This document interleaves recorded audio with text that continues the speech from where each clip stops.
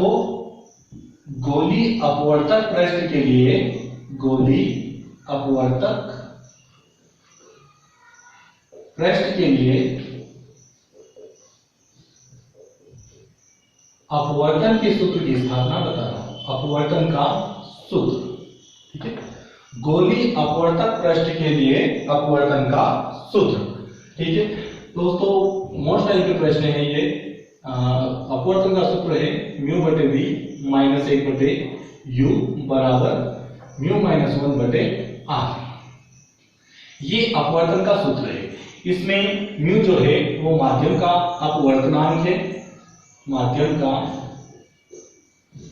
अपवर्तनांक, वी जो है वो है प्रतिबिंब की दूरी, प्रतिबिंब की दूरी, यू जो है वो है वस्तु की दूरी, और आर जो है वो है गोली अपवर्तक पृष्ठ की वक्रता त्रिज्या, वक्रता त्रिज्या।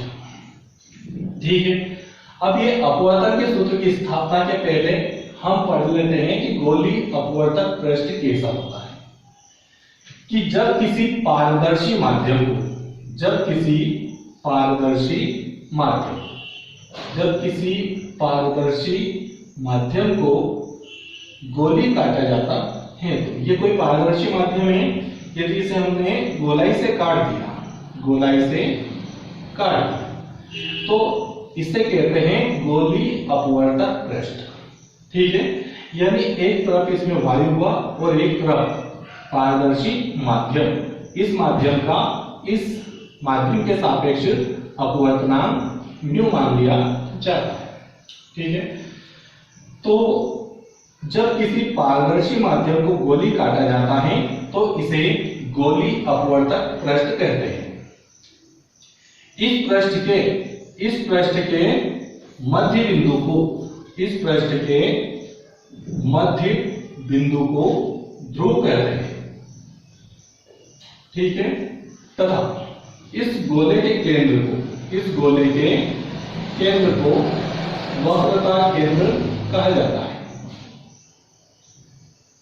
और ध्रुव और वक्रता केंद्र के बीच की दूरी को वक्रता त्रिज्या कहते हैं, वक्रता त्रिज्या कहते हैं। ठीक है, तो ये हुआ गोली अपवर्तक पृष्ठ, और इसी पृष्ठ के लिए हमें अपवर्तन के सूत्र की स्थापना करना है। गोली अपवर्तक पृष्ठ के लिए अपवर्तन के सूत्र की स्थापना। ठीक है, तो हम सूत्र की स्थापना करते हैं, गोली अपवर्तक पृष्ठ के लिए अपवर्तन का सूत्र। ठीक है, क्या होता है वो, तो देखिए कैसे इसकी अपवर्तन के सूत्र की स्थापना। ठीक है, तो हम पहले गोली अपवर्तक पृष्ठ बना देते हैं। ठीक है, तो माना एक गोली अपवर्तक पृष्ठ, ये बना लिया हमने एक गोली अपवर्तक पृष्ठ।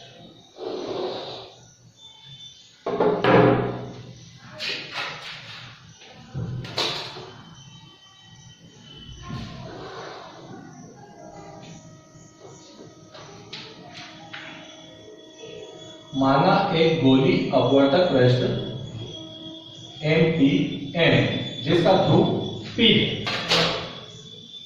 जिसका ध्रुव जो है वो P है।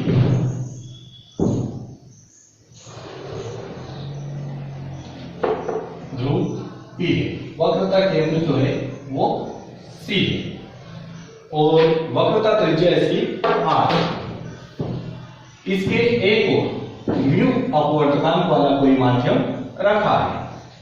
इसके मुख्य अक्ष पर, ये इसका मुख्य अक्ष है, इसके मुख्य अक्ष पर एक बिंदु वस्तु O है,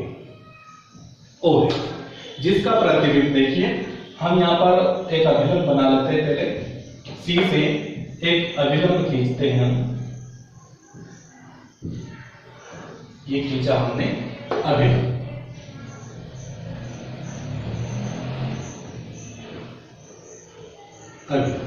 ठीक है, अब वस्तु O, ऑब्जेक्ट, वस्तु से प्रकाश किरण निकलती है। ये प्रकाश किरण देखिए आपतन बिंदु पर आपतित हो रही है। अब ये प्रकाश किरण इधर जो है वायु है और इधर जो है पारदर्शी माध्यम है।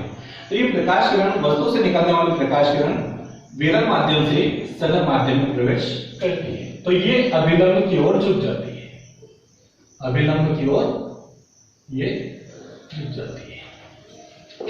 जब कोई प्रकाश किरण विरल माध्यम से सघन माध्यम में प्रवेश करती है तो वह अभिलंब की ओर झुक जाती है। ठीक है, अब इस वस्तु का जो प्रतिबिंब है उधर तो नहीं बनना है, इधर बनना है इसका मुख्य अक्ष पर। तो इस अपवर्तित किरण को हम वापस मुख्य अक्ष की ओर लाते हैं। तो ये इसका बना यहाँ पर प्रतिबिंब, प्रतिबिंब बना इसका आई। ठीक है, अब देखिए ये आपतित किरण, ये अपवर्तित किरण। तो ये आपतित किरण अभिलंब के साथ जो कोण बनाती है उसे कहते हैं आपतन कोण। इसे दर्शाएंगे हम स्मॉल आई से, आपतन कोण। ठीक है, और ये अपवर्तित किरण अभिलंब के साथ जो कोण बनाती है उसे कहते हैं अपवर्तन कोण आर। ठीक है, ये आर है तो ये वाला कोण भी जो है ये भी आर होगा। तो ये बड़ा वाला कोण आई है, छोटा वाला कोण जो है वो आर है। ठीक है, अब देखिए थ्योरीज की, डेरिवेशन की। माना एक गोली अपवर्तक पृष्ठ, गोली अपवर्तक पृष्ठ कौन सा है? एमपीएन है, एमपीएन। ये गोली अपवर्तक पृष्ठ एमपीएन है, जिसका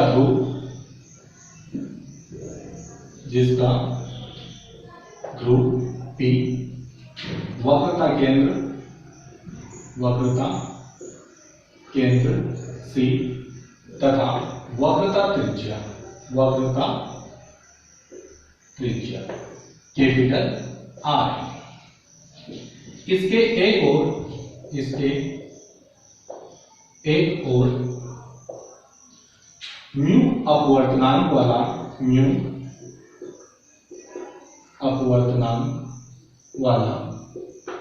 कोई माध्यम, इसके एक और म्यू अपवर्तनांक वाला कोई माध्यम, इसके मुख्य अक्ष पर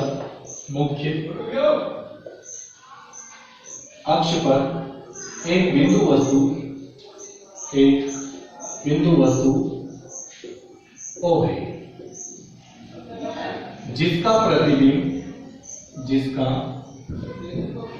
प्रतिबिंब कहां पर बनता है? तो इस वस्तु का प्रतिबिंब कहां पर बनता है? आई पर बनता है, आई पर। यदि आपतन कोण कितना है यहाँ पर? तो आपतन कोण जो है वो आई है, आपतन कोण आई तथा अपवर्तन कोण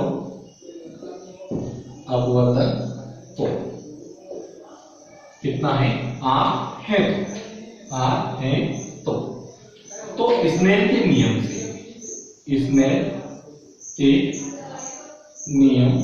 से, ठीक है। स्नेल का नियम क्या होता है मैं अगले वीडियो में जरूर बताऊंगा आपको, ठीक है। अभी हम स्नेल का नियम केवल उपयोग कर रहे हैं उसके सूत्र का। स्नेल के नियम से जो माध्यम का अपवर्तनांक होता है म्यू वो जो होता है वो आपतन कोण की ज्या और अपवर्तन कोण की ज्या के अनुपात के बराबर होता है। तो स्नेल के नियम से म्यू बराबर साइन आई बटे साइन आर। यदि आई तथा आर के मान बहुत कम होते हैं, यहाँ आई तथा आर के मान बहुत कम होते हैं, अतः यदि आई और आर के मान बहुत कम होते हैं तो हम साइन हटा सकते हैं, केवल म्यू बराबर लिख सकते हैं आई बटे कितना आर। म्यू बराबर आई बटे आर, साइन हटा सकते हैं यदि आपतन कोण और अपवर्तन कोण का मान क्या है? बहुत कम है, ठीक है। अब देखिए किधर गुणा किया मैंने? म्यू में आर का, म्यू आर बराबर कितना? आई। तो यहां पर मुझे प्राप्त हुआ है आई बराबर म्यू आर। ये समीकरण जो है फर्स्ट, ये म्यू है, म्यू आर। ठीक है, अब देखिए, माना ये जो कोण है, कोण पहला वाला कोण देखिए, इस बिंदु को नाम दिया हमने ए, तो ये ए ओ पी, ये पूरा कोण देखिए, ए ओ पी, ए ओ पी। माना कोण ए ओ पी बराबर मान लेते हैं अल्फा। फिर दूसरा ए आई पी, दूसरा कोण है ए आई पी बराबर मान लेते हैं बीटा। तीसरा कोण ए सी पी, ये वाला। ठीक है, इससे माना हमने अल्फा, इसे माना हमने बीटा, इसे माना theta. A O P alpha, A I P beta, और ए सी, ये बिंदु यहां पर जो है सी, ए सी पी बराबर थीटा। तो माना कोण ए ओ पी बराबर अल्फा, ए आई पी बराबर बीटा, तथा कोण ए सी पी बराबर कितना माना थीटा। ठीक है, थीटा मान लेते हैं। तो देखिए आप, तो त्रिभुज ए ओ सी, त्रिभुज ए ओ सी, ये देखना है ए ओ सी। मैं बना के बता देता हूं। ये त्रिभुज है हमारे पास में, ये वाला, ये ए, ये ओ और ये सी। ये वाला जो कोण है ये आई है, ए ओ सी, ये वाला कोण जो है पूरा आई है। इधर वाला कोण जो है वो है अल्फा, और ये बाहर वाला जो कोण है सी तक, सी पर है कितना थीटा। तो त्रिभुज ए ओ सी में दो अंतः कोण मिले मुझे, अंदरूनी कोण आई और अल्फा, और बाहरी कोण मिला मुझे थीटा। ठीक है, तो 10वीं का एक प्रमेय है कि किसी त्रिभुज के दो अंतः कोणों का योग उसके सम्मुख बाह्य कोण के बराबर होता है। अर्थात आई और अल्फा का योग करें हम तो बराबर आए क्या आएगा थीटा के। आई प्लस अल्फा बराबर थीटा।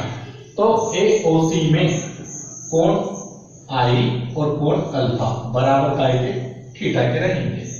यहां से आई का मान निकाल लीजिए, तो आई बराबर हो जाएगा थीटा माइनस कितना अल्फा। ठीक है, ये निकाल लिया हमने आई का मान, आई का मान। अब देखिए, तथा इसी प्रकार हम जो है त्रिभुज, अगला त्रिभुज है हमारा छोटा वाला अल्फा को छोड़कर ए आई सी, त्रिभुज ए आई सी, ए आई सी, ए आई सी। इसमें भी दो अंतःकोण है हमारे पास में, एक तो आर है और एक बीटा है, और बराबर जो है थीटा है। आर प्लस बीटा बराबर थीटा, दो अंतःकोण है आर और बीटा, और इनका योग जो है सम्मुख बाहरी कोण थीटा के बराबर होगा। तो ए आई सी में आर प्लस बीटा बराबर हुआ थीटा। यहां से काय का मान निकालेंगे हम आर का, आर का मान निकालेंगे तो बीटा का पक्षांतर करेंगे, तो आर बराबर हुआ थीटा माइनस बीटा। ठीक है, तो दो मान निकाले मैंने, एक तो आई का निकाल लिया है और एक जो है आर का मान निकाला है। ठीक है, आई तथा आर के मान, आई तथा आर के मान, आई तथा आर के मान हम जो है समीकरण 1 में रखेंगे, समीकरण 1 में रखने। ठीक है, समीकरण 1 कहां पे, तो ये रहा यहां पर समीकरण 1, आई बराबर म्यू आर, ये आई बराबर म्यू आर। यहां पर आई और आर का मान रखना है। आई का मान यहां पर आई की जगह पे लिखना है हमें थीटा माइनस अल्फा बराबर म्यू, ऐसा कैसा है, आर का जो मान है वो है थीटा माइनस बीटा। ठीक है, ये लिखा मैंने थीटा माइनस अल्फा आई का मान बराबर म्यू, म्यू का गुणा थीटा और बीटा में करेंगे, तो म्यू का गुणा थीटा में किया तो म्यू थीटा, और बीटा में किया तो म्यू बीटा। ठीक है, अब अल्फा बीटा एक तरफ करते हैं और थीटा थीटा एक तरफ करते हैं। ठीक है, तो ये देखिए इधर बीटा, यहाँ पर म्यू बीटा माइनस का है, इधर पक्षांतर करिए आप, तो म्यू बीटा इधर आएगा, तो इधर आने के बाद ये हो जाएगा प्लस का, ये म्यू बीटा इधर आएगा। ये अल्फा ऑलरेडी माइनस का है, इसको माइनस का ही लिखो क्योंकि इसका पक्षांतर नहीं किया हमने, वो बराबर के इधर ही है। ठीक है, बराबर इधर जो है ऑलरेडी कितना है म्यू थीटा, यहाँ पर बचा हुआ है म्यू थीटा, इधर बचा हुआ कौन थीटा, थीटा का पक्षांतर उधर करेंगे हम, तो थीटा इधर प्लस का है, इधर आके जो है काय का हो जाएगा माइनस। ठीक है, अब ये आ गया म्यू बीटा माइनस अल्फा बराबर, यहां से जो है हमें थीटा कॉमन लेना है। ठीक है, यहां से हमने थीटा कॉमन लिया तो यहां से बचा मेरे पास म्यू, यहां पर कुछ भी नहीं है तो कितना बचेगा, 1 बचेगा। इसको नाम दे दिया मैंने समीकरण फर्स्ट। ठीक है, अब परंतु हम जानते हैं, परंतु कोण जो होता है, कोण बराबर होता है चाप बटे त्रिज्या। चाप बटे क्या होता है, त्रिज्या। यहां पर हमारे पास में जो है 3 कोण है, अल्फा, बीटा और जो है थीटा। ठीक है, तो पहला अल्फा, अल्फा का चाप देखिए, ये कोण अल्फा है, अल्फा का चाप जो है ए से लेकर कहां तक है, पी तक। ये चाप होता है, ये चाप और ये त्रिज्या होती है ओपी। ठीक है, तो अल्फा, कोण अल्फा है, कोण बराबर चाप बटे त्रिज्या यानी एपी बटे ओपी। तो अल्फा का मान आया है हमारे पास में एपी बटे ओपी। फिर दूसरा कोण है मेरे पास में बीटा, बीटा यहाँ पर है, बीटा का चाप भी एपी है लेकिन त्रिज्या जो है वो आईपी है, तो एपी बटे क्या आएगा इसका, आईपी। यह आ गया एपी बटे आईपी। तथा एक और कोण है मेरे पास थीटा, थीटा यहाँ पर, थीटा का चाप है एपी, त्रिज्या जो है सीपी, एपी बटे सीपी। यह आ गया एपी बटे सीपी। ठीक है, ये मान जो है हम समीकरण जो है 2 में रख देते हैं। ठीक है, ये मान कहां रखना है, समीकरण 2 में। 2 में यहां पर आ जाइए म्यू, ये लिखा मैंने म्यू, बीटा, म्यू के बाद बीटा है, बीटा का मान मेरे पास है एपी बटे आईपी, एपी बटे आईपी। ठीक है, फिर माइनस अल्फा है, माइनस अल्फा, अल्फा का मान है एपी बटे ओपी, एपी बटे ओपी। ठीक है, फिर बराबर है, बराबर के बाद जो है थीटा है और थीटा का मान है एपी बटे सी, याद है एपी बटे सी। इनटू में जो है, ठीक है, अल्फा, बीटा और थीटा के मान रखने के बाद यहां पर इनटू में थीटा के इनटू में जो है वो है म्यू माइनस।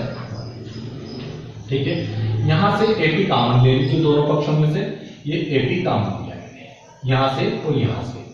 इसके पास बचा म्यू, म्यू बटे कितना, आईपी माइनस, यहां से एपी कॉमन ले लीजिए आप, तो कितना बचा, ए बटे कितना, ओपी बराबर, यहां देखिए एपी, एपी बटे क्या, सीपी, इनटू में जो है म्यू माइनस 1। एपी से एपी क्या कर दीजिए आप, ठीक है। अब बचा हमारे पास में म्यू बटे आईपी माइनस 1 बटे ओपी बराबर, देखिए यहां से एपी कट चुका है तो कितना बचा ऊपर, म्यू माइनस 1 बटे में कितना बचा हुआ है, सी। ठीक है, अब यहां पर हम चिन्ह परिपाटी का उपयोग करेंगे, परंतु चिन्ह परिपाटी नियम से, चिन्ह परिपाटी के नियम से। ठीक है, आईपी क्या है, तो आईपी देखिए यहाँ आई से लेकर पी तक, आई जो है प्रतिबिंब बना था, तो आई से लेकर पी तक जो है प्रतिबिंब की दूरी है, पी से मापी जाती है दूरियां, चिन्ह परिपाटी नियम के अनुसार दूरियां ध्रुव से मापी जाती हैं।